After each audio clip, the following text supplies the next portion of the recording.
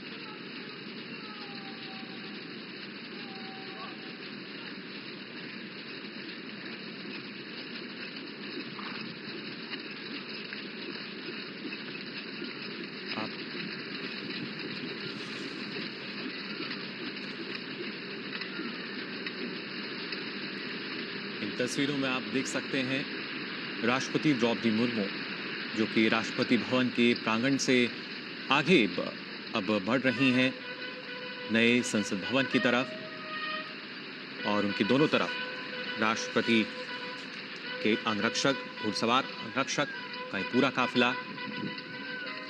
और साथ ही साथ इन तस्वीरों में आप देख सकते हैं जयपुर कॉलम को भी, जो कि इस राष्ट्रपति भवन प्रांगण की एक अटूट और असीम पहचान के तौर पर देखा जाता है, जाना जाता है। फिलहाल धीरे धीरे राष्ट्रपति का ये कारवां आगे की तरफ बढ़ते हुए अब से कुछ देर बाद राष्ट्रपति संसद की संयुक्त बैठक को संबोधित करेंगी। अभिभाषण उनका होगा और उसके लिए राष्ट्रपति भवन से प्रस्थान करते हुए इन तस्वीरों में हम देख सकते हैं उनके काफिले। राष्ट्रपति के दोनों तरफ उनके घुड़सवार अंगरक्षक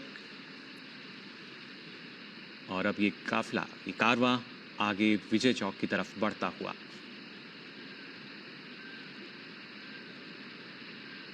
राष्ट्रपति भवन से कुछ दूरी पर नए संसद भवन, जहां अब से कुछ देर बाद पहुंचेंगी राष्ट्रपति द्रौपदी मुर्मू।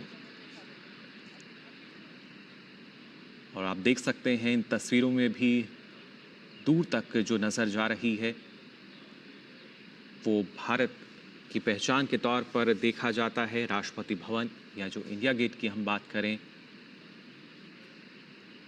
फिलहाल ये जो कारवां है आगे बढ़ते हुए धीरे धीरे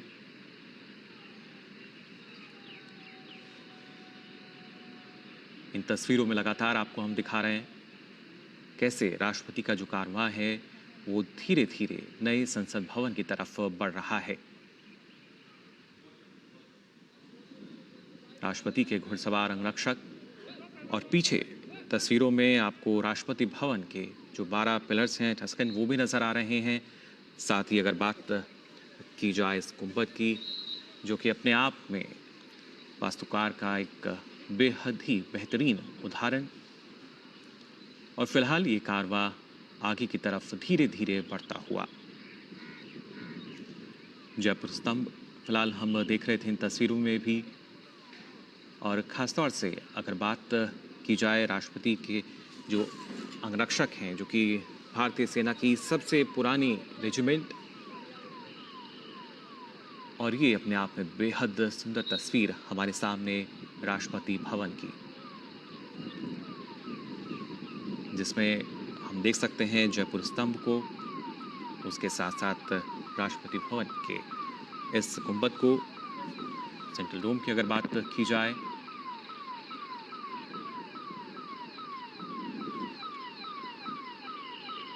धीरे धीरे ये जो कारवां है आगे बढ़ रहा है नए संसद भवन की तरफ। राष्ट्रपति द्रौपदी मुर्मू ने देखा जब राष्ट्रपति भवन से उन्होंने प्रस्थान किया, उससे पहले राष्ट्रपति के जो अंगरक्षक हैं उन्होंने राष्ट्र सैल्यूट उनको दिया, और फिर ये कारवां राष्ट्रपति भवन से बाहर आकर आगे की तरफ धीरे धीरे बढ़ता हुआ हम देख सकते हैं। संसद की संयुक्त बैठक को संबोधित करने के लिए राष्ट्रपति द्रौपदी मुर्मू जो हैं राष्ट्रपति भवन से प्रस्थान कर चुकी हैं। उनके साथ उनके घुड़सवार अंगरक्षक,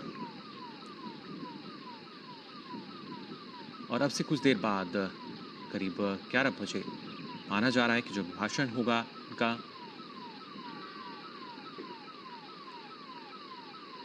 आप देख सकते हैं इन तस्वीरों में, इन तस्वीरों में सीधे तौर पर, हालांकि अब से पहले भी इस तरह की जो तस्वीरें हैं वो हमने देखी हैं, लेकिन हर बार ये तस्वीरें जो हैं अपने आप में काफ़ी अनूठी नज़र आती है। एक नयापन इन तस्वीरों में, वास्तुशिल्प का एक अद्भुत नमूना राष्ट्रपति भवन, और उसी से आगे अब प्रस्थान करता हुआ राष्ट्रपति द्रौपदी मुर्मू का ये कारवां।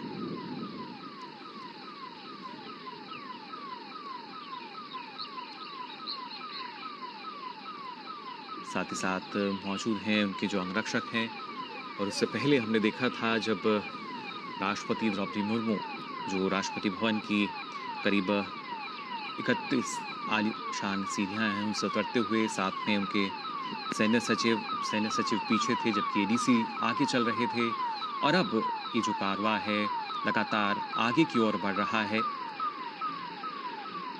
विजय चौक की तरफ और फिर नए संसद भवन की तरफ।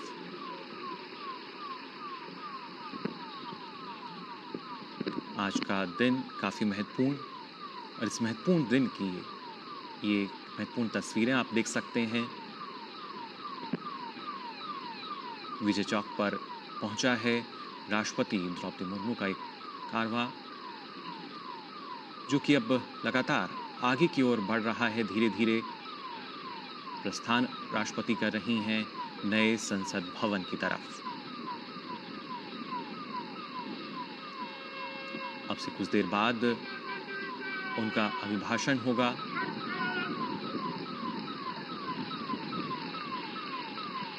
जहां पर संसद में संयुक्त बैठक जो है वो आयोजित की जाएगी। नई सरकार के गठन पर जो भाषण होता है,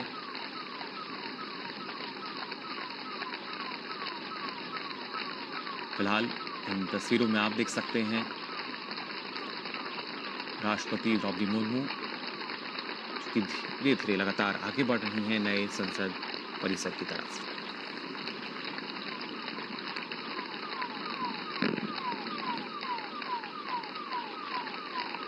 अपने आप में काफ़ी मनमोहक ये तस्वीरें, और ख़ास तौर से जिस तरीके से जो मौसम है वो भी आज खुशगवार नज़र आ रहा है। हालांकि जो देश की जनता है उनको इंतज़ार भी था कि राष्ट्रपति जब राष्ट्रपति भवन से प्रस्थान करेंगी तो क्या वो शाही बग्गी में नज़र आएंगी, लेकिन मौसम जिस तरह का है उसके चलते फिलहाल इन तस्वीरों में हम देख सकते हैं राष्ट्रपति द्रौपदी मुर्मू का जो कारवां है वो लगातार आगे बढ़ते हुए नए संसद भवन की तरफ। साथ ही राष्ट्रपति के घुड़सवार रक्षक जो कि भारतीय सेना की सबसे पुरानी रेजिमेंट, और ये तस्वीरों में आप देख सकते हैं अब से कुछ देर बाद अभिभाषण होगा उनका, यानी जो संयुक्त बैठक है वो होगी। फिलहाल परिसर में यहाँ पहुँचते हुए राष्ट्रपति का ये कारवां।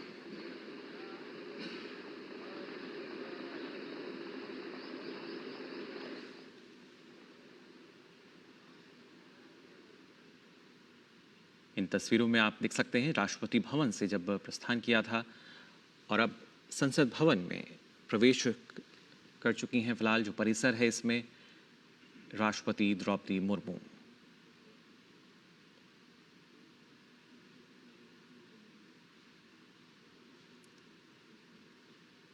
संसद भवन में राष्ट्रपति का ये जो कारवां है प्रवेश करते हुए, और अब से कुछ देर बाद जैसा लगातार आपको हम बता रहे हैं जो अभिभाषण है वो होगा राष्ट्रपति का, जिसमें ना सिर्फ सरकार की जो नीतियां रही हैं किस तरीके से कारगर रहीं, बल्कि जो रोड मैप है वो क्या रहेगा, किस तरीके से देश हित में जो नीतियां हैं वो लागू की गई हैं, कितनी कारगर रही हैं, इसकी जानकारी वो साझा करेंगी। फिलहाल उनके अंगरक्षकों का ये काफिला जो लगातार आगे बढ़ रहा है परिसर में पहुंच चुकी हैं, और इन तस्वीरों में आप देख सकते हैं प्रधानमंत्री नरेंद्र मोदी, साथ ही उपराष्ट्रपति जगदीप धनखड़ को।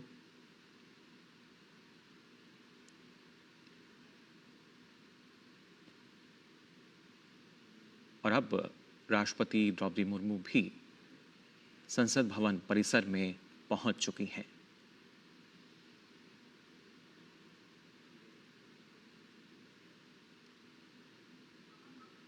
और यहाँ पर अगर देखा जाए जिस तरीके से पहले से ही इन तस्वीरों में मैंने आपको दिखाया, उपराष्ट्रपति जगदीप धनखड़, प्रधानमंत्री नरेंद्र मोदी जो हैं वो मौजूद हैं और इंतज़ार कर रहे हैं कि अब जो राष्ट्रपति हैं पहुँचेंगी यहाँ पर।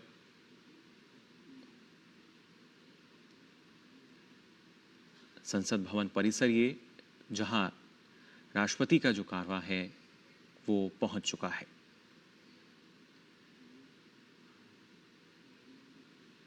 इन तस्वीरों में आप देख सकते हैं सीधी तस्वीरें ये संसद भवन परिसर की, जहां पहुंच चुकी हैं राष्ट्रपति द्रौपदी मुर्मू।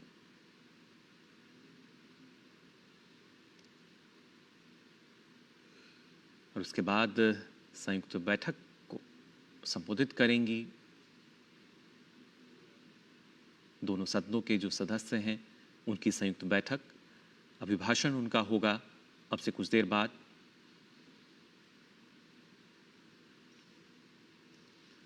और जब हम बात करते हैं हमारे देश की, खासतौर से ना सिर्फ संस्कृति विरासत बल्कि उनमें से ये एक झलक फिलहाल हम देख भी पा रहे हैं। जो राष्ट्रपति का काफिला है वो अब फिलहाल संसद भवन परिसर में है।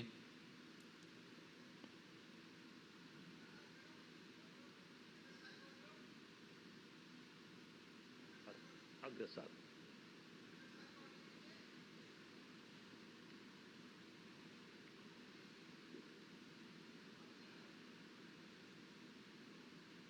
ये राष्ट्रपति का वाहन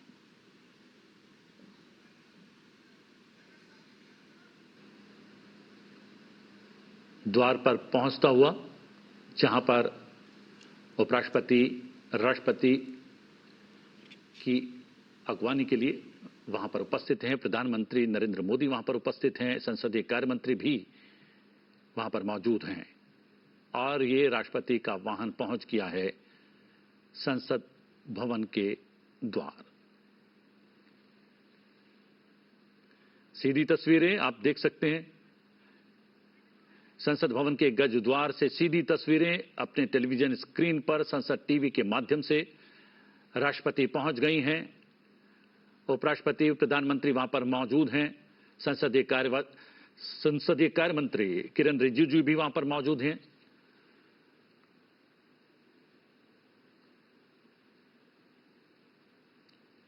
और राष्ट्रपति अपने वाहन से बाहर आए। उपराष्ट्रपति, प्रधानमंत्री, लोकसभा अध्यक्ष ने उनका स्वागत किया। गार्ड ऑफ ऑनर दिया जाता हुआ राष्ट्रपति द्रौपदी मुर्मू को।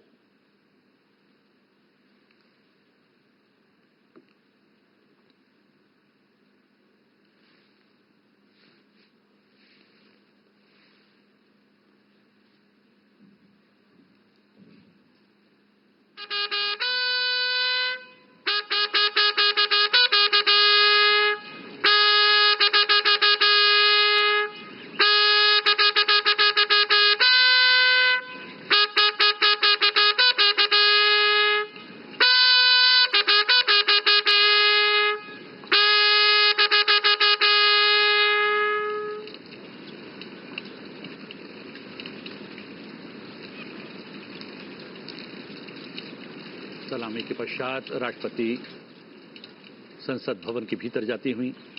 उपराष्ट्रपति जगदीप धनखड़, प्रधानमंत्री नरेंद्र मोदी, लोकसभा अध्यक्ष ओम बिरला, संसदीय कार्य मंत्री किरण रिजिजू साथ में उपस्थित। और ये ऐतिहासिक सेंगोल,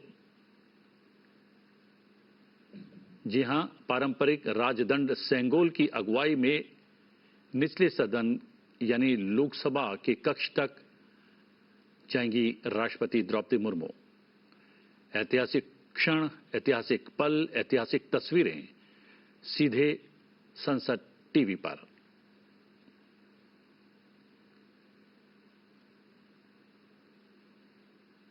जी हां, पारंपरिक राजदंड सेंगोल की अगुवाई में निचले सदन के कक्ष तक बढ़ती हुई राष्ट्रपति द्रौपदी मुर्मू, साथ में उपराष्ट्रपति जगदीप धनखड़, लोकसभा अध्यक्ष ओम बिरला, प्रधानमंत्री नरेंद्र मोदी, दोनों सदनों के महासचिव धीरे धीरे कदम लोकसभा की ओर बढ़ते हुए। पारंपरिक राजदंड सेंगोल की अगुवाई में निचले सदन के कक्ष तक पहुंचती हुई राष्ट्रपति द्रौपदी मुर्मू, आप देख सकते हैं उपराष्ट्रपति, लोकसभा अध्यक्ष, प्रधानमंत्री, संसदीय कार्य मंत्री किरण रिजिजू। महामहिम राष्ट्रपति जी,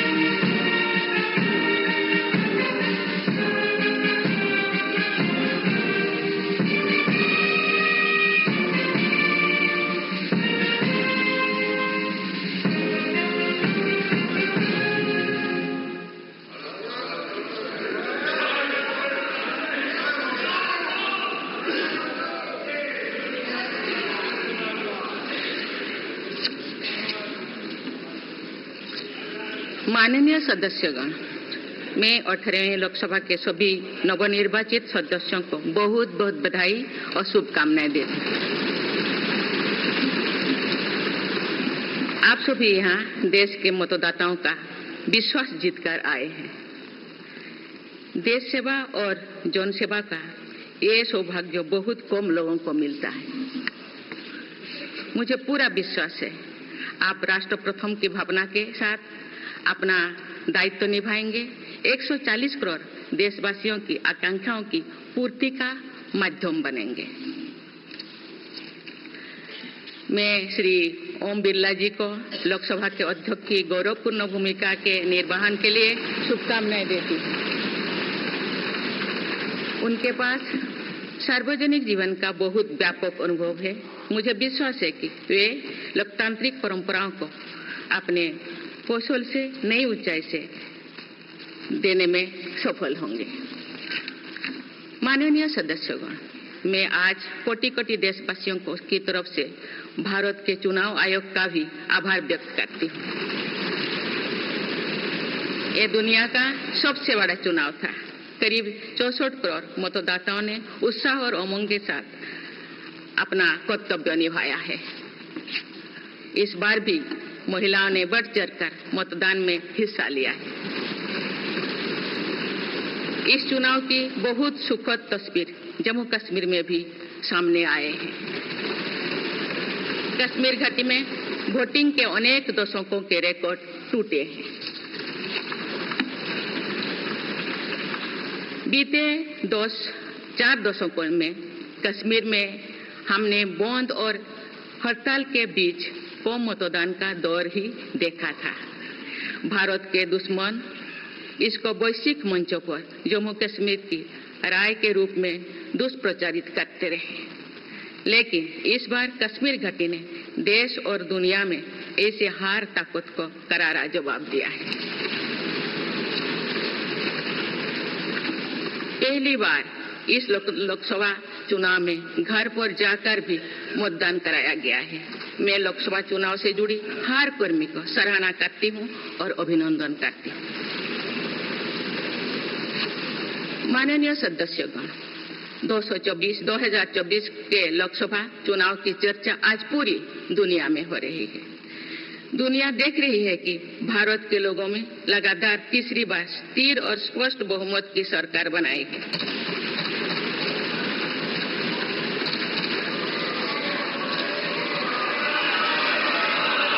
छह दशक बाद ऐसा हुआ है। 6 दशक बाद ऐसा हुआ है। ऐसा समय में जो भारत के लोगों की आकांक्षाएं सर्वोच्च स्तर पर है, लोगों ने मेरी सरकार पर लगातार तीसरी बार भरोसा जताया है।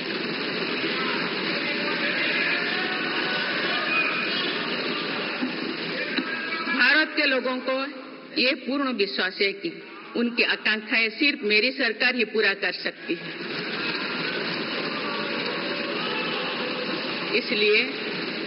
इसलिए 2024 का ये चुनाव नीति, नियत, निष्ठा और निर्णयों पर विश्वास का चुनाव रहा है। मजबूत और निर्णायक सरकार में विश्वास, सुशासन, स्थिरता और निरंतरता में विश्वास, ईमानदारी और कड़ी मेहनत में विश्वास, सुरक्षा और समृद्धि में विश्वास, सरकार की गारंटी और डिलीवरी पर विश्वास, विकसित भारत के संकल्प में विश्वास। मेरी सरकार ने 10 वर्षों से सेवा और सुशासन का जो मिशन जनाया है, ये उस पर मुहर है। ये जनादेश है कि भारत की विकसित बनाने का काम बिना रुके चलता रहे और भारत अपने लक्ष्यों की प्राप्ति करते रहे। माननीय सदस्यगण, 18वीं लोकसभा कई मायनों में एक ऐतिहासिक लोकसभा है। ये लोकसभा अमृतकाल के शुरुआती वर्षों में गठित हुई है।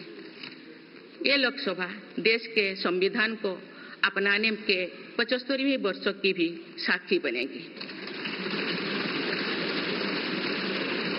मुझे विश्वास है कि इस लोकसभा में जन कल्याण के फसलों का नवीन अध्याय लिखा जाएगा। आगामी सत्रों में मेरी सरकार अपने इस कार्यकाल का पहला बजट पेश करने जा रही है। ये बजट सरकार की दूरगामी नीतियों और फ्यूचरिस्टिक विजन का एक प्रभावी दस्तावेज होगा। इस बजट में बड़े आर्थिक और सामाजिक निर्णयों के साथ ही अनेक ऐतिहासिक कदम भी देखने को मिलेंगे। भारत के तेज विकास की जन आकांक्षाओं का पूरा करने के लिए रिफॉर्म्स की गति अब और तेज की जाएगी। मेरी सरकार का मत है कि दुनिया भर में निवेशकों को आकर्षित करने के लिए राज्यों में स्वस्थ स्पर्धा हो। यही कॉम्पिटिटिव कोऑपरेटिव फेडरलिज्म की सच्ची स्पिरिट है। राज्यों के विकास से देश का विकास, इसी भावना के साथ हम आगे बढ़ते रहेंगे। माननीय सदस्यगण, रिफॉर्म, परफॉर्म और ट्रांसफॉर्म के संकल्प ने आज भारत को दुनिया की सबसे तेजी से बढ़ने वाली अर्थव्यवस्था बना दिया है। 10 साल में भारत 11वें नंबर की अर्थव्यवस्था से ऊपर उठकर 5वें नंबर पर पहुंचा है। साल 2021 से लेकर साल 2024 के बीच भारत में औसतन 8% की रफ्तार से विकास किया है और ये ग्रोथ सामान्य समय में नहीं हुई है। बीती वर्षों में हमने 100 साल की सबसे बड़ी आपात देखी। वैश्विक महामारी के कालखंड और विश्व के अलग अलग कोने में चल रही संघर्षों के बावजूद भारत ने ये विकास दर हासिल की है। ये बीते 10 साल के रिफॉर्म्स और राष्ट्रहित में के लिए किए गए फैसला के कारण संभव है। आज भारत अकेले ही दुनिया की ग्रोथ में 15% का योगदान दे रही है। अब मेरी सरकार भारत को विश्व की 3रे नंबर की इकोनॉमी बनाने में जुटी हुई है। इस लक्ष्य की प्राप्ति विकसित भारत की नींव को भी मजबूत करने में के काम करेगी। माननीय सदस्यगण, मेरी सरकार अर्थव्यवस्था के 3 स्तंभ मैन्युफैक्चरिंग, सर्विसेज और एग्रीकल्चर को बराबर महत्व दे रही है। PLI स्कीम्स और ईज ऑफ डूइंग बिजनेस से बड़े पैमाने पर निवेश और रोजगार के अवसर बढ़ रही है। पारंपरिक सेक्टर्स के साथ साथ सनराइज सेक्टर्स को भी मिशन मोड पर बढ़ावा दिया जा रहा है। चाहे सेमीकंडक्टर हो या सोलर हो, चाहे इलेक्ट्रिक व्हीकल हो या इलेक्ट्रॉनिक्स गुड्स हो, चाहे ग्रीन हाइड्रोजन हो या बैटरीज हो, चाहे एयरक्राफ्ट कैरियर्स हो या फाइटर जेट्स हो, भारत इन सब सेक्टर्स में अपना विस्तार कर रहा है। लॉजिस्टिक्स कॉस्ट को कम करने के लिए भी मेरी सरकार लगातार प्रयास कर रही है। सरकार सर्विस सेक्टर को भी मजबूत करने में जुटे हैं। आज IT से लेकर टूरिज्म तक, हेल्थ से लेकर वेलनेस तक हर सेक्टर में भारत लीडर बन रहा है और इससे बड़ी संख्या में रोजगार और स्वरोजगार के नए मौके बन रहे हैं। माननीय सदस्यगण, पिछले 10 वर्षों में मेरी सरकार द्वारा ग्रामीण अर्थव्यवस्था के हर पहलू पर बहुत जोर दिया गया है। गांव में कृषि आधारित उद्योगों, डेयरी और फिशरीज आधारित उद्योगों का विस्तार किया जा रहा है। इसमें भी सहकारिता को प्राथमिकता दी गई है। सरकार किसानों उत्पाद संघ, FPO और FACTS जैसे सरकारी संगठनों का एक बड़ा नेटवर्क बना रही है। छोटे किसानों की बड़ी समस्या भंडारण से जुड़े होती है, इसलिए मेरी सरकार ने सहकारिता क्षेत्र में दुनिया की सबसे बड़ी भंडारण योजना पर काम कर शुरू कर चुकी है। किसान अपने छोटे खर्चे पूरे करने के लिए इसके लिए PM किसान सम्मान निधि के तहत उन्हें 3,20,000 करोड़ रुपये से ज्यादा राशि दे सकते। मेरी सरकार के नए कार्यकाल के शुरुआत दिनों से ही किसानों को 20,000 करोड़ रुपया से अधिक की राशि ट्रांसफर की जा चुकी है। सरकार ने खरीफ फसलों के लिए एमएसपी में भी रिकॉर्ड वृद्धि की है। माननीय सदस्यगण, आज का भारत अपनी वर्तमान जरूरतों को ध्यान में रखते हुए अपनी कृषि व्यवस्था में बदलाव कर रहा है। हम ज्यादा से ज्यादा आत्मनिर्भर हो और ज्यादा से ज्यादा निर्यात से किसानों की आमदनी बढ़े, इस सोच के साथ नीतियां बनाई गई है, निर्णय लिए गए हैं। जैसे भारत दलहन और तिलहन में दूसरे देशों पर निर्भरता कम करने के लिए देश के किसानों को हर संभव मदद दे रहे हैं। ग्लोबल मार्केट में किस तरह के फूड प्रोडक्ट की डिमांड ज्यादा है, इसके आधार पर नई रणनीति बनाई जा रही है। आजकल ऑर्गेनिक उत्पादों को लेकर दुनिया में डिमांड तेजी से बढ़ रही है। भारत के किसानों के पास इस डिमांड को पूरा करने के पूरा भरपूर क्षमता है। इसलिए सरकार प्राकृतिक खेती और इससे जुड़ी उत्पादों की सप्लाई चेन को सशक्त कर रही है। ऐसे प्रयासों से किसानों का खेती पर होने वाला खर्च भी कम होगा और उनकी आय भी और बढ़ेगी। माननीय सदस्यगण, आज का भारत दुनिया की चुनौतियां बढ़ाने के लिए नहीं, बल्कि दुनिया को समाधान देने के लिए माना जाता है। विश्व बंधु के तौर पर भारत ने अनेक वैश्विक समस्याओं के समाधान को लेकर पहल की है। जलवायु परिवर्तन से लेकर खाद्य सुरक्षा तक, पोषण से लेकर सस्टेनेबल एग्रीकल्चर तक हम अनेक समाधान दे रहे हैं। हमारे मोटे अनाज श्री अन्न की पहुंच सुपर फूड के तौर पर दुनिया के कोने कोने में हो, इसके लिए भी अभियान चल रहा है। भारत की पहल पर पूरी दुनिया ने वर्ष 2023 में इंटरनेशनल मिलेट्स ईयर मनाया है। आपने देखा है, हाल ही में पूरी दुनिया ने अंतर्राष्ट्रीय योग दिवस भी मनाया है। भारत की इस महान परंपरा की प्रतिष्ठा विश्व में लगातार बढ़ रही है। योग और आयुष को बढ़ावा देकर भारत एक स्वस्थ विश्व के निर्माण में मदद कर रही है। मेरी सरकार ने रिन्यूएबल एनर्जी क्षमता भी कई गुना बढ़ाई है। हम जलवायु से जुड़े लक्ष्यों को निर्धारित समय से पहले प्राप्त करने की दिशा दिखा रहा है। नेट जीरो के लिए आज भारत के प्रयास कई दूसरे देशों को प्रेरित कर रहे हैं। इंटरनेशनल सोलर अलायंस जैसे पहल पर आज रिकॉर्ड संख्या में दुनिया के देश हमारे साथ जुड़े हैं।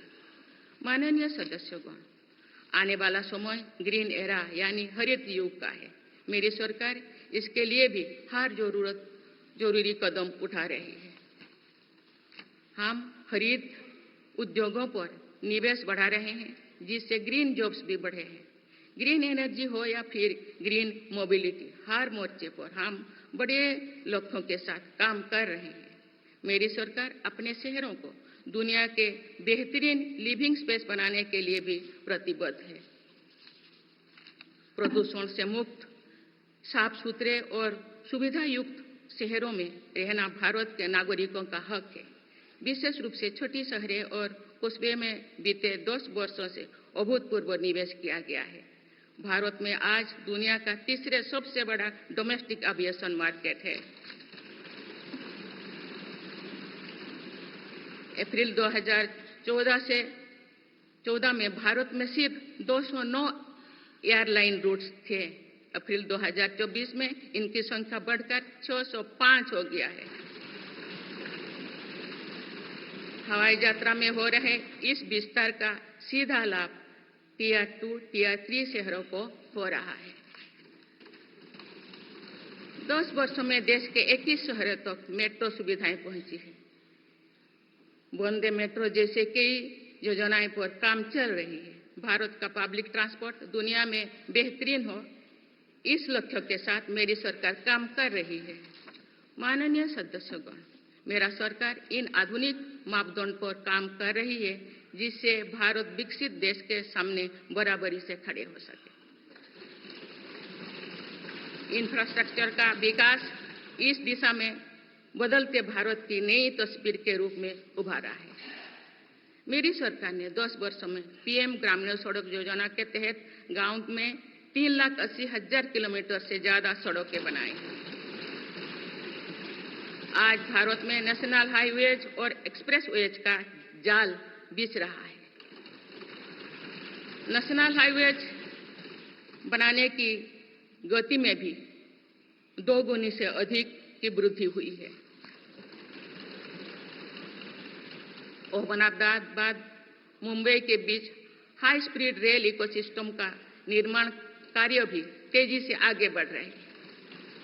मेरी सरकार ने उत्तर, दक्षिण और पूर्वी भारत के बुलेट ट्रेन कॉरिडोर्स के लिए फिजिबिलिटी स्टडीज शुरू करने का फैसला किया है।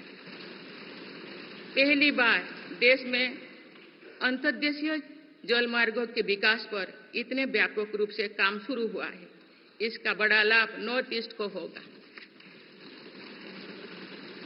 मेरी सरकार ने नॉर्थ ईस्ट के विकास के लिए 10 वर्षों में आवंटन में 4 गुना से अधिक की वृद्धि की है। सरकार इस क्षेत्र को एक्ट पॉलिसी के तहत स्ट्रेटेजिक गेटवेज बनाने के लिए काम कर रही है। नॉर्थ ईस्ट में हर तरह की कनेक्टिविटी का बढ़ाया जा रहा है। शिक्षा, स्वास्थ्य, पर्यटन, रोजगार, हर क्षेत्र में विकास कार्यों को आगे बढ़ाया जा रहा है। असम में 27,000 करोड़ रुपया की लागत से सेमीकंडक्टर प्लांट बनाया जा रहा है। यानी north east made in India chips को भी सेंटर होने वाला है। मेरी सरकार नॉर्थ ईस्ट में स्थायी शांति के लिए निरंतर काम कर रही है। पिछले इस 10 वर्षों में अनेक पुराने विवादों को हल किया गया, अनेक अहम समझौते हुए हैं। नॉर्थ ईस्ट में अशांत क्षेत्रों में तेज विकास करके चरणबद्ध तरीके से अफवाह हटाने का काम भी जारी है। देश के हर क्षेत्रों में विकास के ये नए आयाम भारत के भविष्य का उद्घोष कर रहे हैं। माननीय सदस्य, वुमेन लेड डेवलपमेंट के लिए समर्पित मेरी सरकार ने महिला सशक्तिकरण के एक नई युग की शुरुआत की है। देश की नारी शक्ति लंबे समय तक लोकसभा और विधानसभा में अधिक भागीदारी की मांग कर रही थी। आप उनके पास नारी शक्ति बंधन अधिनियम की ताकत है। सरकार की योजनाओं की वजह से पिछले 1 दशक में महिलाओं का आर्थिक सामर्थ्य बढ़ा है। आप जानते हैं कि बीते 10 वर्षों में बने 4 करोड़ पीएम आवास में से ज्यादातर महिलाओं के नाम ही आवंटित हुई है। आप तीसरी कार्यकाल के शुरुआत में ही सरकार ने 3 करोड़ नए घर बनाने की स्वीकृति दे दी है। इनमें से भी अधिकतर घर महिलाओं के नाम पर ही आवंटित होंगे। बीते 10 वर्षों में 10 करोड़ महिलाएं सेल्फ हेल्प ग्रुप से जुड़े हैं। मेरी सरकार ने 3 करोड़ महिलाओं को लखपति दीदी बनाने के लिए व्यापक अभियान चलाए हैं। इसके लिए सेल्फ हेल्प ग्रुप्स को आर्थिक मदद भी बढ़ाई जा रही है। सरकार का प्रयास है कि महिलाओं का कौशल बढ़े, कमाई के साधन बढ़े और उनका सम्मान भी बढ़े। नमो ड्रोन दीदी योजना इस लक्ष्य की पूर्ति में सहायक बन रही है। इस योजना के तहत हजारों सेल्फ हेल्प ग्रुप्स की महिलाओं को ड्रोन दिए जा रहे हैं। ड्रोन पायलट बनने की ट्रेनिंग भी दी जा रही है। मेरी सरकार ने हाल ही में कृषि खेती सखी कार्यक्रम भी शुरू किया है। इसके तहत अभी तक सेल्फ हेल्प ग्रुप्स की 30,000 महिलाओं को कृषि सखी के रूप में प्रमाण पत्र दिए गए हैं। कृषि सखियों को आधुनिक खेती की टेक्निक में प्रशिक्षण किया जा रहा है ताकि वे कृषि को और आधुनिक बनाने में किसानों की मदद कर सकें।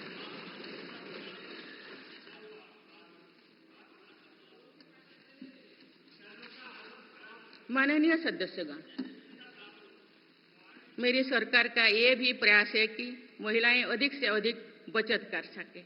बैंक खातों में जमा राशि पर बेटियों को ज्यादा ब्याज देने वाला सुकन्या समृद्धि योजना की लोकप्रियता से हम परिचित हैं। मुफ्त राशन और सस्ते गैस सिलेंडर की योजना से महिलाओं को बहुत लाभ हो रहा है। अब मेरी सरकार बिजली का बिल जीरो करने और बिजली बेचकर कमाई करने की योजना भी लाई है। पीएम सूर्यघर मुफ्त बिजली योजना के तहत घर की छत पर सोलर पैनल लगाए जा रहे हैं। इसके लिए मेरी सरकार प्रति परिवार 78,000 रुपया तक की मदद कर रही है। इतने कम समय में 1 करोड़ से ज्यादा परिवार इन योजना में रजिस्टर कर चुके हैं। जिन घरों में सोलर पैनल लग चुके हैं, अब वहां बिजली का बिल जीरो हो गया है। माननीय सदस्यगण, विकसित भारत का निर्माण तभी संभव है जब देश के गरीब, युवा, नारी शक्ति और किसान सशक्त होंगे। इसलिए मेरी सरकार की योजनाओं में सर्वोच्च प्राथमिकता इन्हीं 4 स्तंभों को दी जा रही है। हमारी कोशिश इन तो हर सरकारी योजना का लाभ पहुंचाने की है और यही सैचुरेशन को की अप्रोच भी है। जो भारत इस इच्छा शक्ति के साथ काम कर रही है कि सरकारी योजना से एक भी व्यक्ति छूटे नहीं, तो इसका लाभ सभी को होता है। सरकार की योजनाओं एवं सैचुरेशन अप्रोच के कारण ही 10 वर्षों में 25 करोड़ भारतीय गरीबी से बाहर निकले। इसमें अनुसूचित जाति, अनुसूचित जनजाति, पिछले वर्ग, हर समाज, हर क्षेत्र के परिवार है। 10 वर्षों में लास्ट माइल डिलीवरी पर फोकस ने इन वर्गों का जीवन बदल दिया है। विशेषकर आदिवासी समाज में ये बदलाव और भी स्पष्ट नजर आ रहा है। 24,000 करोड़ रुपया से अधिक की पीएम जनमन जैसी योजना आज अति पिछड़े जनजातीय समूह के उत्थान का माध्यम बन रही है। सरकार पीएम सूरज पटल के माध्यम से वंचित वर्गों तक आजीविका के अवसरों को पहुंचाने के लिए सुलभ ऋण भी उपलब्ध करा रही है। मेरी सरकार दिव्यांग भाइयों और बहनों के लिए किफायती और स्वदेशी सहायक उपकरण विकसित कर रही है। देश भर में प्रधानमंत्री दिव्यांशा केंद्रों का भी विस्तार किया जा रहा है। वंचितों की सेवा का ये संकल्प ही सच्चा सामाजिक न्याय है। माननीय सदस्यगण, देश की श्रम शक्ति के सम्मान के लिए श्रमिक बंधुओं का कल्याण और सशक्तिकरण मेरी सरकार की प्राथमिकता है। मेरी सरकार श्रमिकों के लिए सामाजिक सुरक्षा योजनाओं को एकीकृत कर रही है। डिजिटल इंडिया तथा डाकघरों के नेटवर्क का उपयोग करके दुर्घटना और जीवन बीमा के कवरेज को बढ़ाने का काम हो रहा है। पीएम स्वनिधि का विस्तार किया जाएगा और ग्रामीणों और सेमी अर्बन क्षेत्रों के रेहड़ी पटरी वाले भाइयों बहनों को भी इसके दायरे में लाया जाएगा। माननीय सदस्यगण, बाबा साहेब डॉक्टर भीमराव अंबेडकर का मानना था कि किसी भी समाज की प्रगति समाज के निचले तबके की प्रगति पर निर्भर करती है। पिछले 10 वर्षों में राष्ट्र की उपलब्धियों और विकास का आधार गरीब का सशक्तिकरण रहा है। मेरी सरकार ने पहली बार गरीब को ये एहसास करवाया कि सरकार उनकी सेवा में है। कोरोना के कठिन समय में सरकार ने 80 करोड़ लोगों को मुफ्त राशन देने के लिए पीएम गरीब कल्याण अन्न योजना शुरू की। इस योजना का लाभ उन परिवारों को भी मिल रहा है जो गरीबी से बाहर निकले हैं, ताकि उनके कदम वापस पीछे ना जाए। स्वच्छ भारत अभियान में भी गरीब के जीवन की गरिमा से लेकर उसके स्वास्थ्य तक का राष्ट्रीय महत्व का विषय बनाया है। पहली बार देश में करोड़ों गरीबों के लिए शौचालय बनाया गया है। ये प्रयास हमें आश्वस्त करते हैं कि देश आज महात्मा गांधी के आदर्शों का सच्चे अर्थों में अनुसरण कर रहा है। मेरी सरकार 55 करोड़ लाभार्थियों को आयुष्मान भारत योजना के तहत मुफ्त स्वास्थ्य सेवाएं भी उपलब्ध करवाए हैं। देश में 25,000 जन औषधि केंद्रों को खोलने का काम भी तेजी से चल रहा है। आप इस क्षेत्र में सरकार एक और निर्णय लेने जा रही है। आप आयुष्मान भारत योजना के तहत मुफ्त इलाज का लाभ 70 वर्षों से अधिक उम्र के सभी बुजुर्गों को भी मिलेगा। माननीय सदस्यगण, अक्सर विरोधपूर्वक मानसिकता और संकीर्ण स्वार्थों के कारण लोकतंत्र की मूल भावना का बहुत अहित हुआ है। इसका प्रभाव संसदीय प्रणाली पर भी पड़ता है और देश की विकास यात्रा पर भी पड़ता है। देश में कई दशकों तक अस्थिर सरकार के दौर में कई सरकारें चाहते हुए भी ना रिफॉर्म कर पाए और ना ही आवश्यक निर्णय ले पाए। भारत की जनता ने निर्णायक बनकर इस स्थिति को बदला है।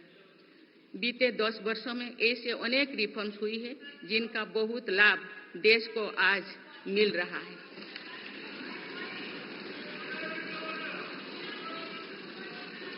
जब ये रिफॉर्म्स किए जा रहे थे तो भी इनका विरोध किया गया था। नकारात्मकता फैसले की कोशिश की गई थी, लेकिन ये सारे रिफॉर्म्स समय की कसौटी पर खरे साबित हुए।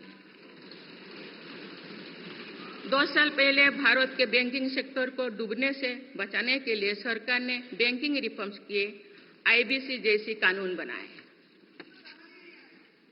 आज इन्हीं रिफॉर्म्स ने भारत के बैंकिंग सेक्टर को दुनिया के सबसे मजबूत बैंकिंग सेक्टर में से एक बना लिया। हमारे सार्वजनिक क्षेत्रों के बैंक आज मजबूत और लाभदायक है। सार्वजनिक क्षेत्रों के बैंकों के लाभ 2023-24 में 1.4 लाख करोड़ रुपए को पार कर गया, जो पिछले वर्षों की तुलना में 35% अधिक है। हमारे बैंकों की मजबूती उन्हें ऋण आधार का विस्तार करने और राष्ट्र के आर्थिक विकास में योगदान करने के लिए सक्षम बनाती है। सरकारी बैंकों का एनपीए भी लगातार कम हो रही है। आज एसबीआई रिकॉर्ड मुनाफे पर है। आज एलआईसी पहले से कहीं अधिक मजबूत है। आज एचएएल भी देश की डिफेंस इंडस्ट्री को ताकत दे रही है। आज जीएसटी भारत की इकोनॉमी को फॉर्मलाइज करने का, व्यापार कारोबार को आसान बनाने का माध्यम बना रहे हैं। अप्रैल महीने में पहली बार जीएसटी कलेक्शन ने 2 लाख करोड़ रुपए का स्तर पार कर गया है। इससे राज्यों की आर्थिक ताकत भी बढ़ी है। डिजिटल इंडिया और डिजिटल पेमेंट्स के प्रति भी आज पूरा विश्व आकर्षित हो रही है। माननीय सदस्यगण, एक सशक्त भारत के लिए हमारे सैन्य बलों में आधुनिकता जरूरी है। युद्ध की स्थिति में हम सर्वश्रेष्ठ रहें, इसके लिए सेनाओं में रिफॉर्म्स की प्रक्रिया निरंतर जारी रहनी चाहिए। इसी सोच के साथ मेरी सरकार ने बीते 10 वर्षों में डिफेंस सेक्टर में अनेक रिफॉर्म्स किए हैं। जीडीएस जैसे रिफॉर्म्स ने हमारी सेनाओं को नई मजबूती दी है।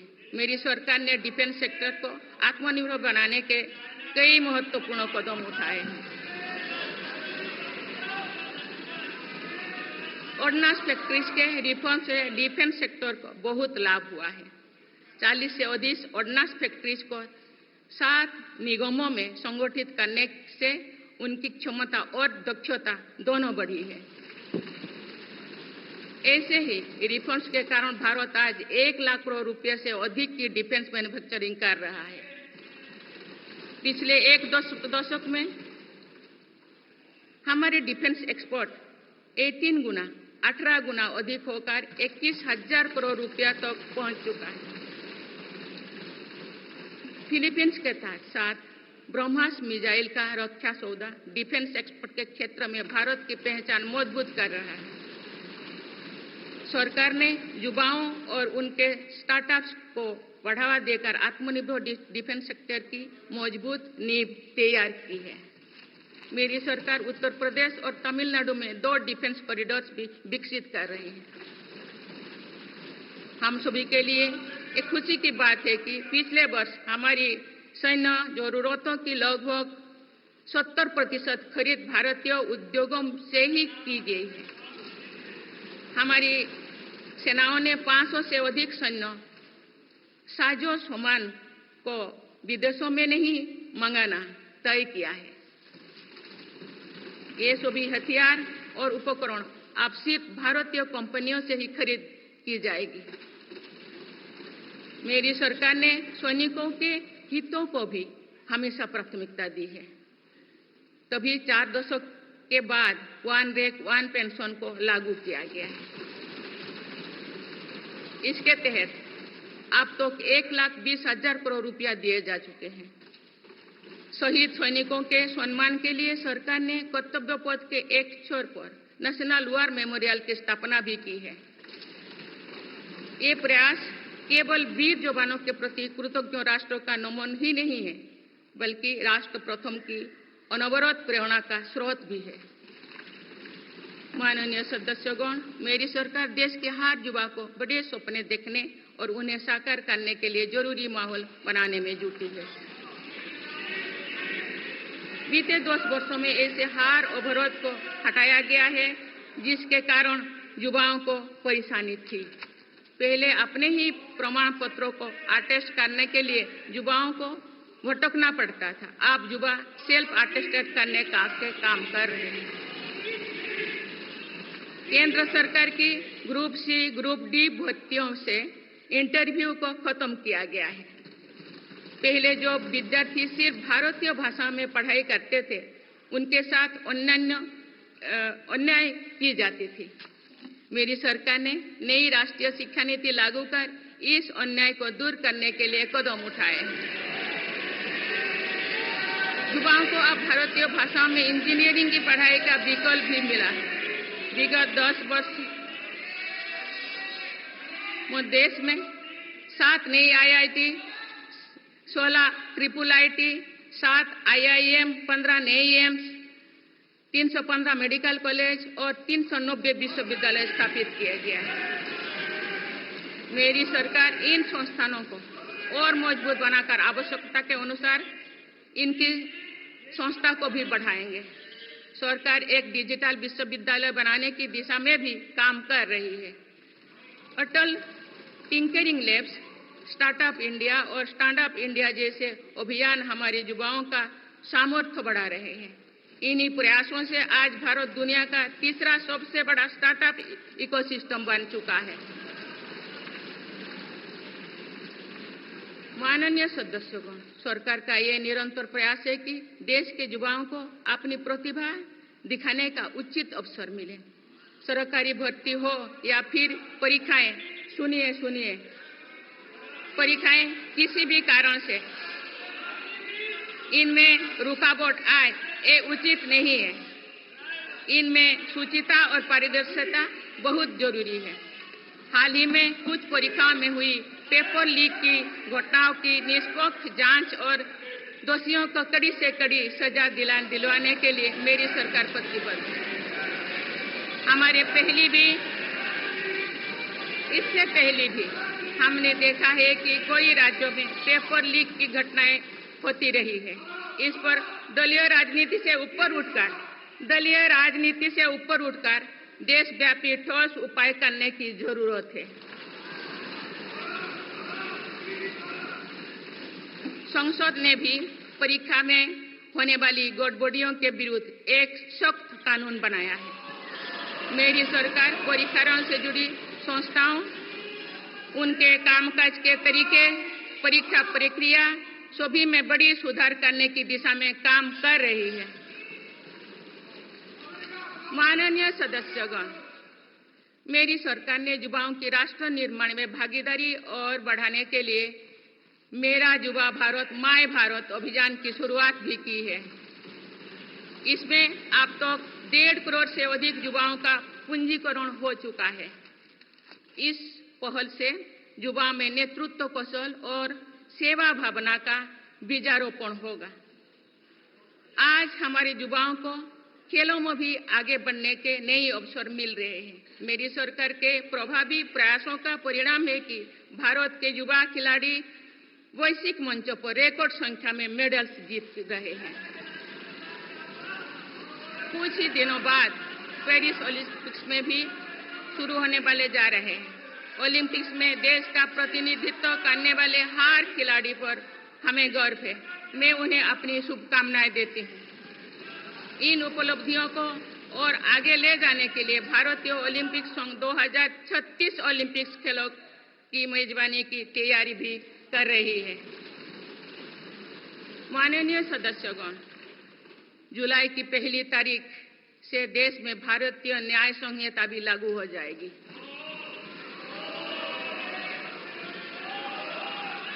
अंग्रेजी राज में गुलामों को दंड देने की मानसिकता थी। दुर्भाग्य से आजादी के अनेक दशकों तक गुलामी के दौर की यही दंड व्यवस्था चलती रही। इसे बदलने की चर्चा अनेक दशकों से की जा रही थी, लेकिन ये साहस भी मेरी सरकार ने ही करके दिखाए हैं। अब दंड के जगह न्याय को प्राथमिकता होगी, जो हमारे संविधान की भी भावना है।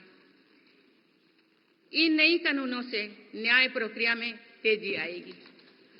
आज जो विदेश अलग अलग क्षेत्रों में गुलामी की मानसिकता से मुक्त पा रहे हैं, तो ये उस दिशा में बहुत बड़ा कदम है और ये हमारे स्वतंत्रता सेनानियों की सच्ची श्रद्धांजलि भी है। मेरा सरकार ने सीएए कानून के तहत शरणार्थियों को नागरिकता देना शुरू कर दिया है। इससे बंटवारे से पीड़ित अनेक परिवारों के लिए सम्मान का जीवन जीना तय हुआ है। जिन परिवारों को सीएए के तहत नागरिकता मिली है, मैं उनके बेहतर भविष्य की कामना करती हूँ।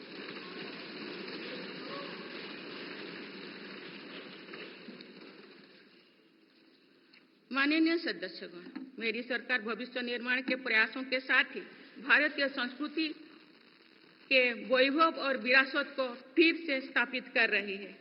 हाल में नालंदा यूनिवर्सिटी के भव्य कैंपस के रूप में इसमें एक नया अध्याय जुड़ा है। नालंदा सिर्फ एक यूनिवर्सिटी मात्र नहीं थी, बल्कि ये वैश्विक ज्ञान केंद्र के रूप में भारत के गौरवशाली अतीत का प्रमाण थी। मुझे विश्वास है कि नई नालंदा यूनिवर्सिटी भारत को ग्लोबल नॉलेज हब बनाने में सहायक सिद्ध होगी। मेरी सरकार का ये प्रयास है कि भावी पीढ़ियों को हजारों वर्षों की हमारी विरासत प्रेरणा देती है। इसलिए पूरे देश में तीर्थस्थलों को, आस्था और आध्यात्म के केंद्रों को सजाया संवारा जा रहा है। माननीय सदस्यगण, मेरी सरकार विकास के साथ ही विरासत पर भी उतना ही गर्व करते हुए काम कर रही है। विरासत पर गर्व का ये संकल्प आज अनुसूचित जाति, अनुसूचित जनजाति, वंचित वर्ग और सर्व समाज के गौरव का प्रतीक बन रहा है। मेरी सरकार ने भगवान बिरसा मुंडा के जन्म दिवस को जनजातीय गौरव दिवस के रूप में मनाने की शुरुआत की है। अब अगले वर्ष भगवान बिरसा मुंडा की 150वीं जयंती के पूरे देश में धूमधाम से मनाया जाएगा। देश रानी दुर्गावती की 500वीं जयंती को भी व्यापक स्तर पर मना रहा है। पिछले महीने ही देश ने रानी अहिल्याबाई होलकर की 300वीं जयंती का साल भर चलने वाला महोत्सव भी शुरू किया गया। इससे पहले सरकार गुरु नानक देव जी का 550वां और गुरु गोविंद सिंह जी का 350वां प्रकाश पर्व भी धूमधाम से मना चुके हैं। एक भारत श्रेष्ठ भारत के भाव से काशी तमिल संगमम, सौराष्ट्र तमिल संगमम जैसी उत्सवों की परिपाटी भी मेरी ही सरकार ने शुरू की है। इन आयोजनों से हमारी नई पीढ़ियों को राष्ट्र निर्माण की प्रेरणा मिलती है और राष्ट्र पर गौरव का भाव और मजबूत होता है। माननीय सदस्यगण, हमारी सफलताएं हमारी साझी धरोहर है, इसीलिए उन्हें अपनाने में संकोच नहीं, स्वाभिमान होना चाहिए। आज अनेक सेक्टर्स में भारत बहुत अच्छा प्रदर्शन कर रहा है। ये उपलब्धियां हमें हमारी प्रगति और सफलताओं पर गर्व करने की अपार अवसर देती है। जो भारत डिजिटल पेमेंट्स के मामले में दुनिया में अच्छा प्रदर्शन करता है, तो हमें गर्व होना चाहिए। जो भारत के वैज्ञानिक चंद्रयान को चंद्रमा के दक्षिणी ध्रुव पर सफलता से उतारते हैं तो हमें गर्व होना चाहिए।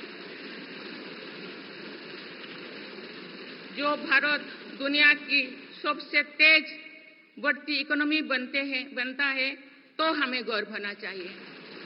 जो भारत इतना बड़ा चुनाव अभियान बिना बड़ी हिंसा और अराजकता से पूरा कराए तो भी हमें गर्व होना चाहिए।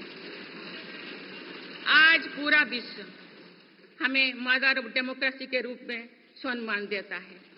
भारत के लोगों ने हमेशा लोकतंत्र के प्रति अपना पूर्ण विश्वास प्रकट किया है। चुनाव से जुड़ी संस्थाओं पर पूरा भरोसा जताया है।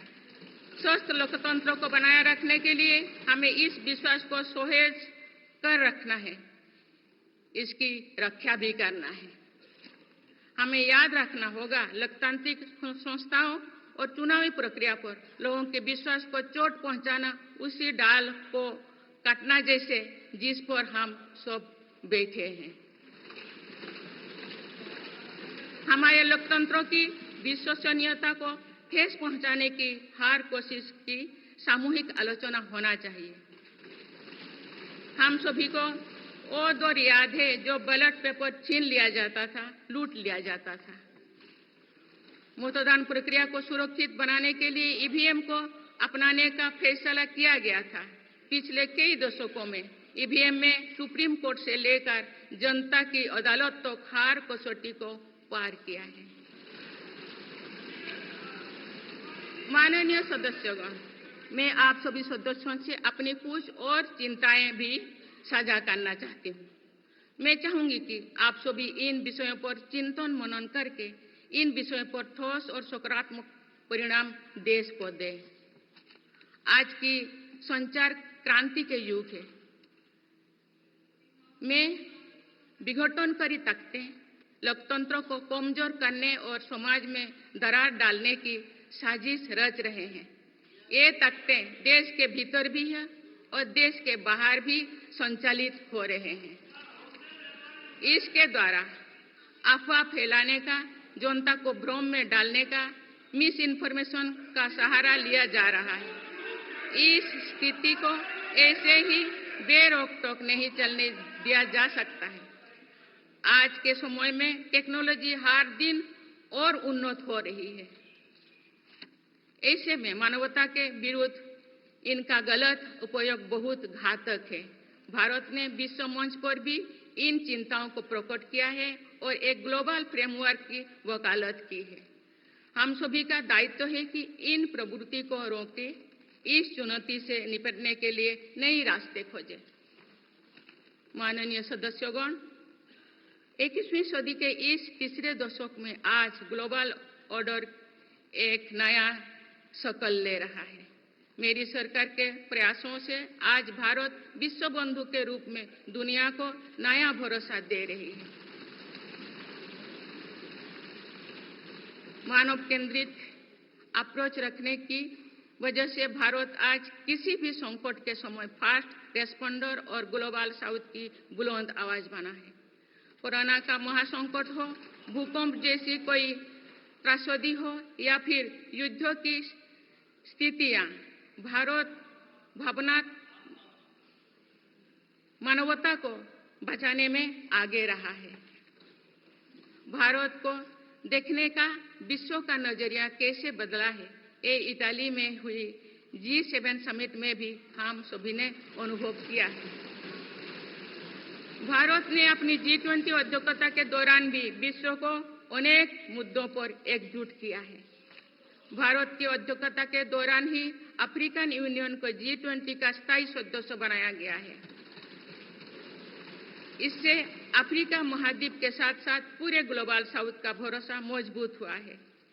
नेबरहुड फर्स्ट पॉलिसी में चलते हुए भारत ने पड़ोसी देशों के साथ अपने रिश्तों को मजबूत किया है। 7 पड़ोसी देशों के नेताओं का 9 जून को केंद्रीय मंत्रिपरिषद के शपथ ग्रहण समारोह में भाग लेना मेरी सरकार की इस प्राथमिकता दर्शाते हैं। भारत सबका साथ सबका विकास की भावना के साथ इंडो पैसिफिक क्षेत्रों के देश के साथ भी सहयोग बढ़ा रही है। पूर्वी एशिया हो या फिर मिडिल ईस्ट और यूरोप, मेरी सरकार कनेक्टिविटी पर बहुल बल दे रही है। भारत के विजन ने ही India Middle East Europe economic corridor को आकार देना शुरू किया है। ये कॉरिडोर 21वीं सदी के सबसे बड़ी गेम चेंजर में एक सिद्ध होगा। माननीय सदस्यगण, आने वाला कुछ महीने में भारत एक गणतंत्र के रूप में 75वें वर्ष पूरी करने जा रहे हैं। भारत का संविधान बीते दशकों में हर चुनौती, हर कसौटी पर खरा उतरा है। जब संविधान बन रहा था तब भी दुनिया में ऐसे ताकतें थे जो भारत के असफल होने की कामना कर रही थी। देश में संविधान लागू होने के बाद भी संविधान पर अनेक बार हमले हुए हैं। आज 27 जून है। 25 जून 1975 को लागू हुआ आपातकाल संविधान पर सीधे हमले का सबसे बड़ा और काला अध्याय था।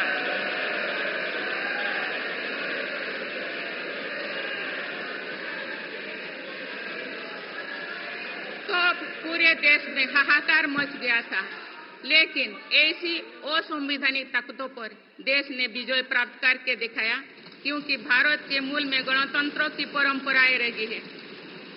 मेरी सरकार भी भारत के संविधान को सिर्फ राजकाज का माध्यम भर नहीं मानती, बल्कि हमारा संविधान जन चेतना का हिस्सा हो, इसके लिए हम प्रयास कर रहे हैं।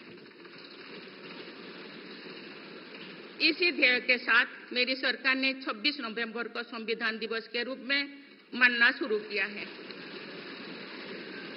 अब भारत के उस भूभाग हमारे जम्मू कश्मीर में भी संविधान पूरी तरह लागू हो गया है, जहां आर्टिकल 370 की वजह से स्थितियां कुछ और थी। माननीय सदस्यगण, राष्ट्र की उपलब्धियों के निर्धारण इस बात से होता है कि हम अपने दायित्वों का निर्वहन कितनी निष्ठा से कर रहे हैं।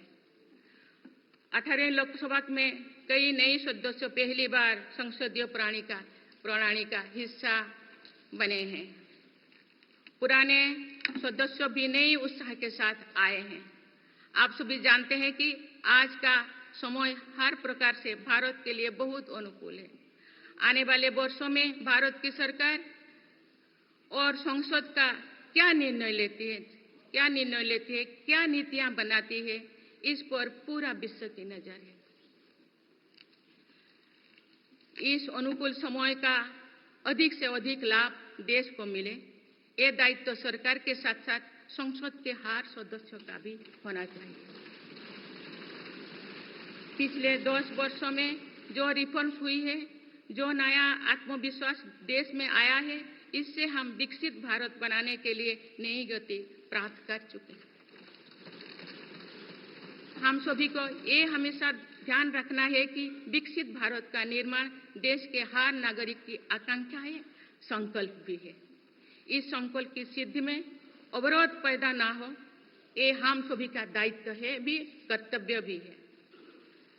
नीतियों का विरोध और संसदीय कामकाज का विरोध दो भिन्न बातें हैं। जब संसद सुचारू रूप से चलती है, जब यहाँ स्वस्थ चर्चा परिचर्चा होती है, जब दूरगामी निर्णय होते हैं, तब लोगों का विश्वास सिर्फ सरकार ही नहीं, पूरी व्यवस्था पर बनता है। इसीलिए मुझे भरोसा है कि संसद के पल पल का सदुपयोग होगा, जनहित को प्राथमिकता मिलेगा। माननीय सदस्यगण, हमारे वेदों में हमारे ऋषियों ने हमें कुछ नीति वाणी दिए हैं, जैसे कि समान मंत्र हो समिति ही समानी की प्रेरणा दी है। अर्थात हम एक समान विचार और लक्ष्य लेकर एक साथ काम करें। यही इस संसद की मूल भावना है। इसलिए जब भारत तीसरी नंबर की इकोनॉमी बनेगा, तो देश की इस सफलता में आपकी भी सहभागिता होगी। हम जब 2027 में आजादी की शताब्दी का उत्सव विकसित भारत के रूप में मनाएंगे, तो इस पीढ़ी को भी श्रेय मिलेगा। आज हमारे युवाओं में जो सामर्थ्य है, आज हमारे संकल्प में जो निष्ठा है, हमारी जो असंभव सी लगने वाली उपलब्धियां हैं, ये इस बात का प्रमाण है कि आने वाला दौर भारत का दौर है। ये सदी भारत की सदी है और इसका प्रभाव आने वाली 1000 वर्षों तक रहेगा। आइए हम सब मिलकर पूर्ण कर्तव्य निष्ठा के साथ राष्ट्रीय संकल्पों की सिद्धि में जुट जाएं, विकसित भारत बनाएं। आप सभी को मेरा बहुत बहुत बहुत शुभकामनाएं। धन्यवाद। जय हिंद, जय Bharat.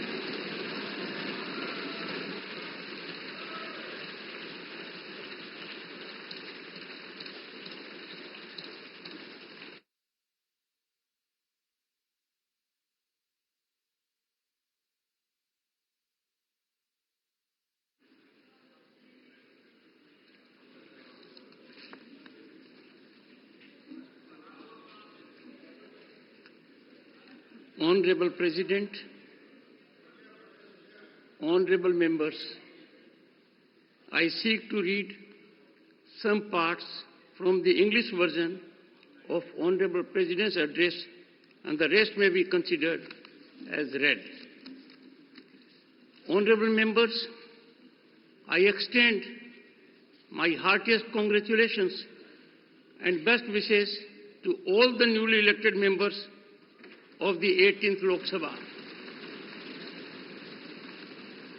I wish Shri Om Birla ji the very best for performing his exalted role as the Speaker of the Lok Sabha.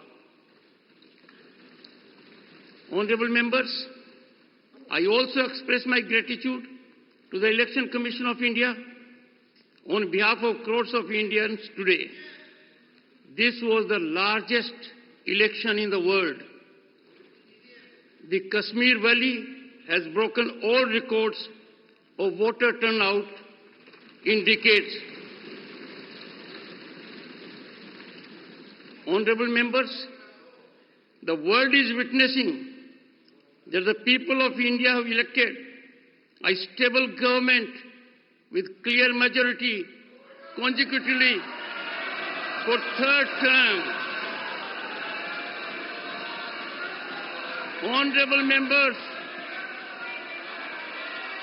this Lok Sabha will also witness to the 75th year of adoption of the Constitution of India. Honorable members, the resolve to perform reform and transform has made India the fastest growing economy in the world today.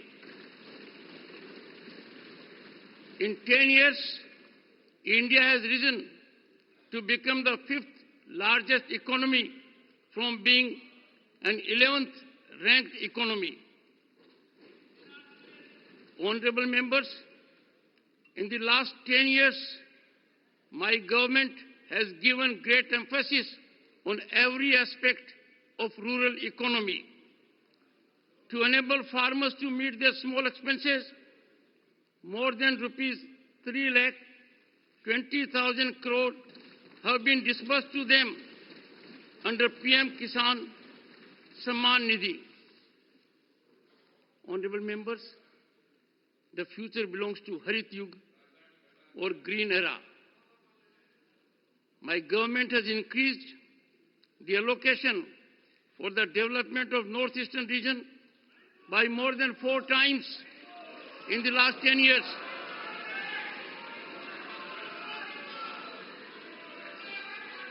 The government is working to make this region a strategic gateway under its Act East policy.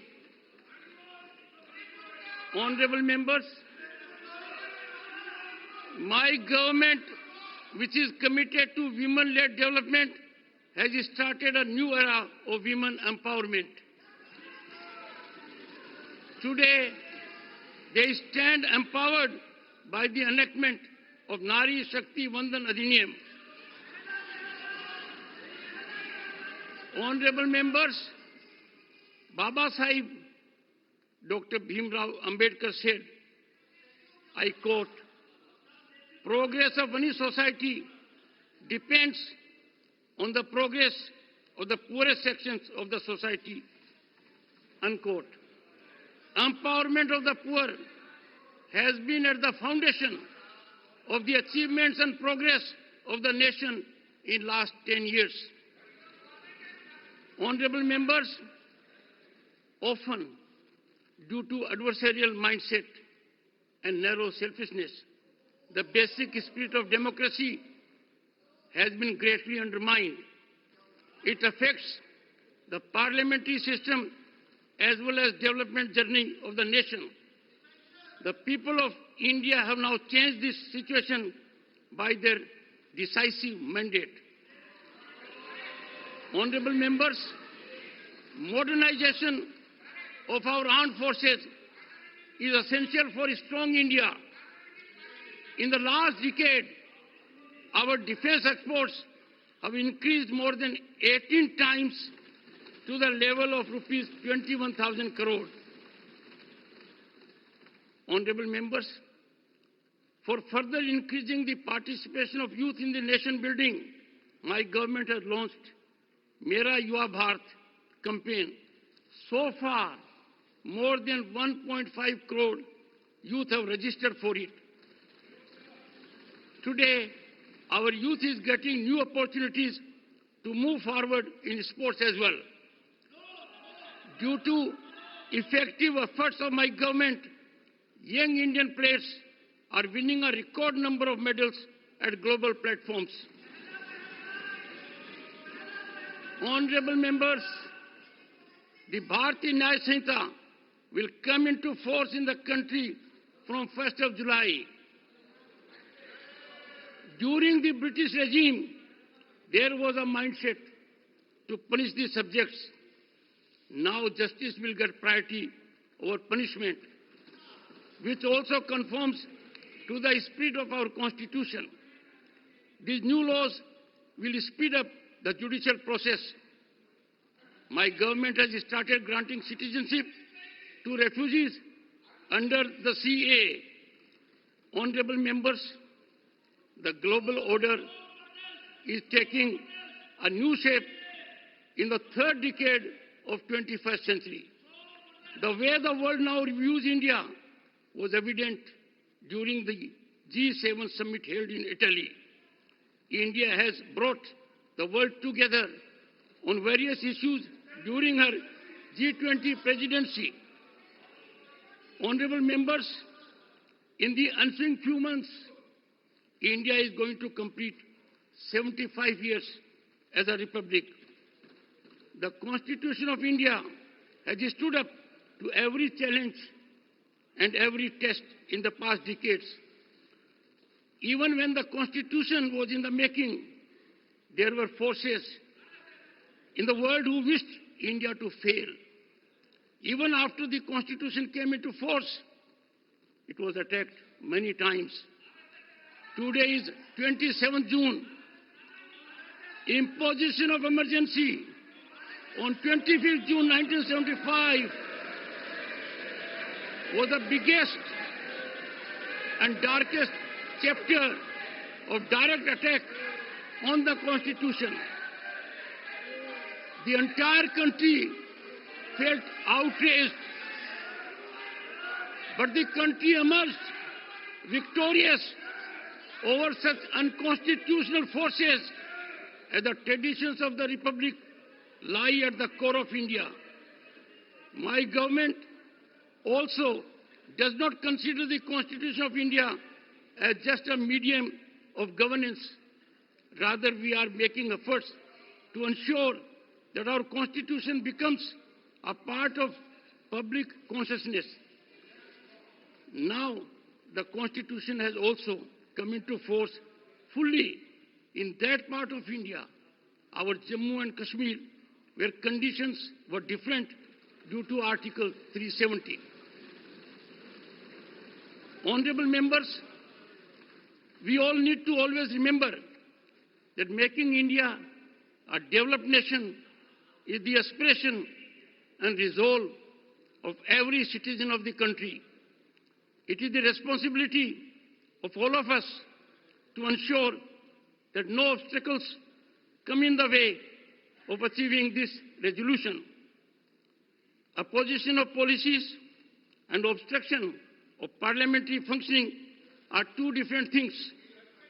When Parliament conducts business smoothly, when healthy deliberations take place here, when far-reaching decisions are taken, then the people repose confidence not only in the government but also in the entire system.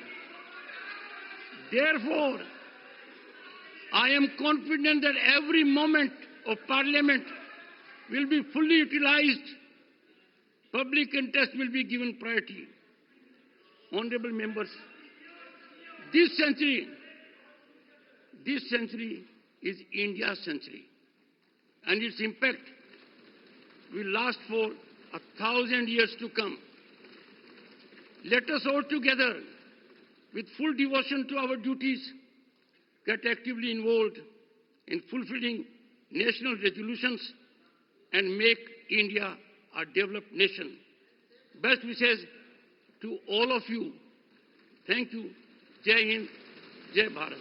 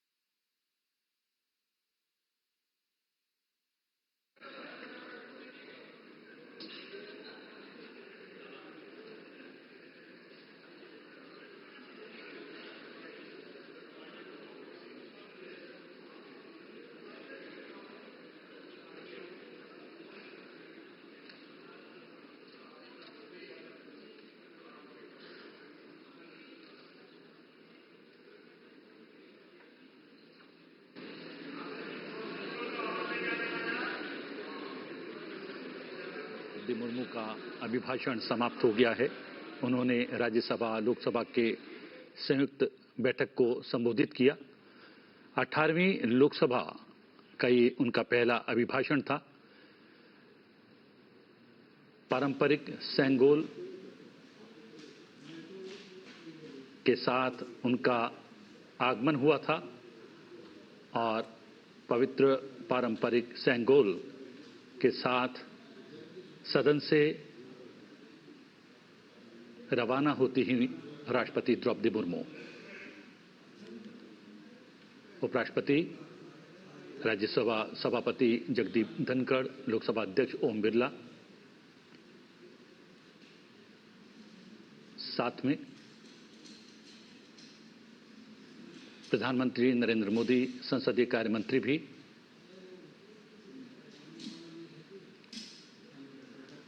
राष्ट्रपति संसद भवन से निकलकर बाहर आती हुई और राष्ट्रपति भवन की ओर प्रस्थान करेंगी।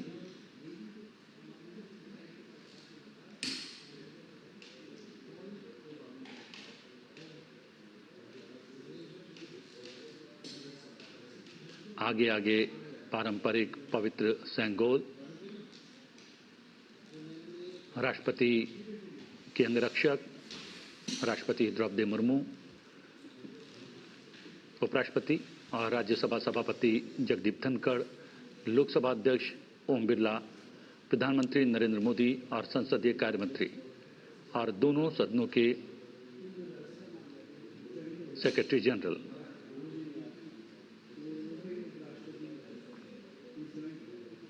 एक परंपरा का निर्वाह करते हुए राष्ट्रपति द्रौपदी मुर्मू का अभिभाषण समाप्त हुआ और उनके अभिभाषण के प्रमुख बिंदुओं का अंग्रेजी में उपराष्ट्रपति जगदीप धनखड़ ने अनुवाद सदन के भीतर प्रस्तुत किया। राष्ट्रपति द्रौपदी मुर्मू अपने वाहन की ओर जाने से पूर्व एक बार फिर से सलामी ग्रहण करेंगी।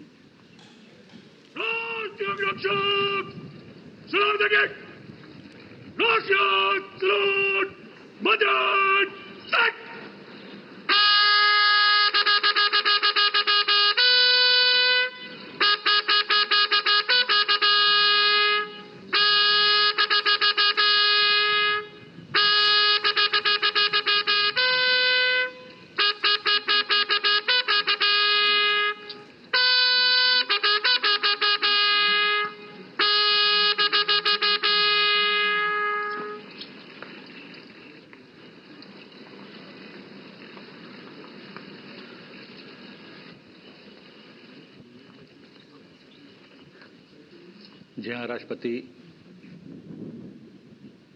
संसद भवन से निकली, सलामी ग्रहण की और अपने वाहन में जाती हुई और एक बार फिर से राष्ट्रपति का कारवां संसद भवन से निकलकर पहुंचेगा राष्ट्रपति भवन।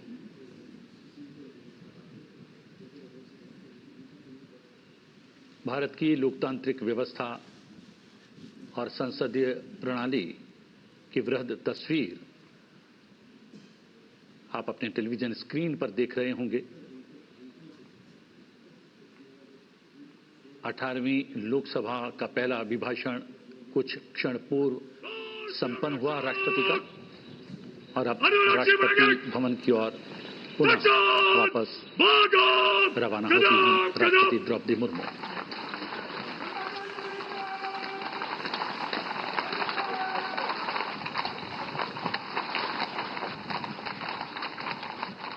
घोड़ों की ताप आपको सुनाई दे रही होगी। राष्ट्रपति के अंगरक्षक, उनका कारवां राष्ट्रपति के वाहन के साथ वापसी करता हुआ राष्ट्रपति भवन की ओर।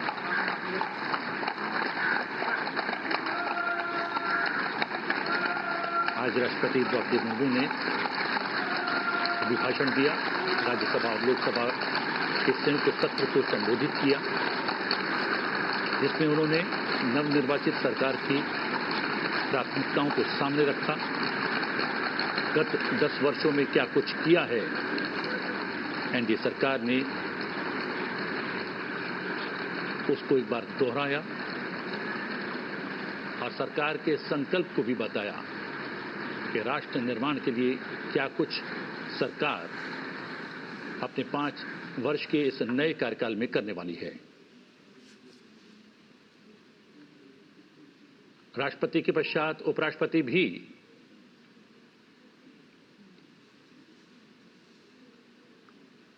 अपने निवास स्थान के लिए रवाना होते हुए, हम आपको बता दें कि आज से राज्यसभा का सत्र भी शुरू हो रहा है और अब से कुछ देर पश्चात जब राज्यसभा की कार्रवाई शुरू होगी, वो आप संसद टीवी पर लाइव देख पाएंगे। लोकसभा की कार्रवाई भी अब से कुछ मिनटों के पश्चात प्रारंभ होगी, उसकी भी सीधी तस्वीरें आप संसद टीवी पर देख पाएंगे। फिलहाल जो तस्वीरें देख रहे हैं, ये राष्ट्रपति के कारवां की है। राष्ट्रपति अभिभाषण के पश्चात वापस राष्ट्रपति भवन की ओर रवाना होती हुई। 18वीं लोकसभा का पहला अभिभाषण अब से कुछ क्षण पूर्व संपन्न हुआ राष्ट्रपति द्रौपदी मुर्मू का। राष्ट्रपति द्रौपदी मुर्मू के अभिभाषण के मुख्य अंशों, मुख्य बिंदुओं को अंग्रेजी में उपराष्ट्रपति राज्यसभा सभापति जगदीप धनखड़ ने सदन के भीतर प्रस्तुत किया और संसद भवन से दूर जाता हुआ राष्ट्रपति का ये कारवां,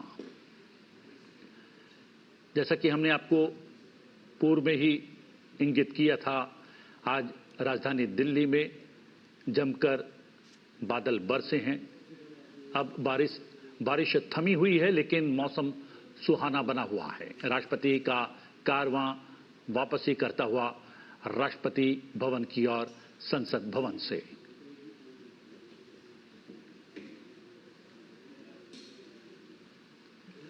राष्ट्रपति ने अपने अभिभाषण में नवनिर्वाचित सरकार की प्राथमिकताओं को सामने रखा, सरकार का संकल्प दोहराया। सरकार किस प्रकार पंक्ति में अंतिम खड़े हुए व्यक्ति तक विकास की बयार पहुंचाने के लिए प्रयासरत रहेगी, क्या कुछ नीतियां, योजना, परियोजनाएं सरकार के द्वारा लाई जाएगी, उस ब्लूप्रिंट को भी अपने अभिभाषण में उन्होंने प्रस्तुत किया।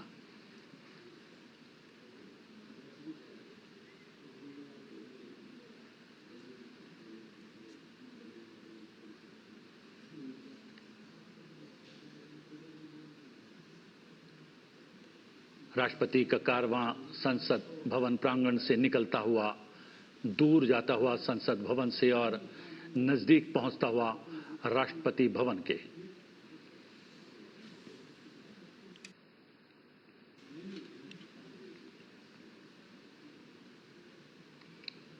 अठारहवीं लोकसभा का पहला अभिभाषण राष्ट्रपति का आज हुआ और अभिभाषण संपन्न करने के पश्चात राष्ट्रपति द्रौपदी मुर्मू संसद भवन से निकलकर राष्ट्रपति भवन की ओर जाती हुई।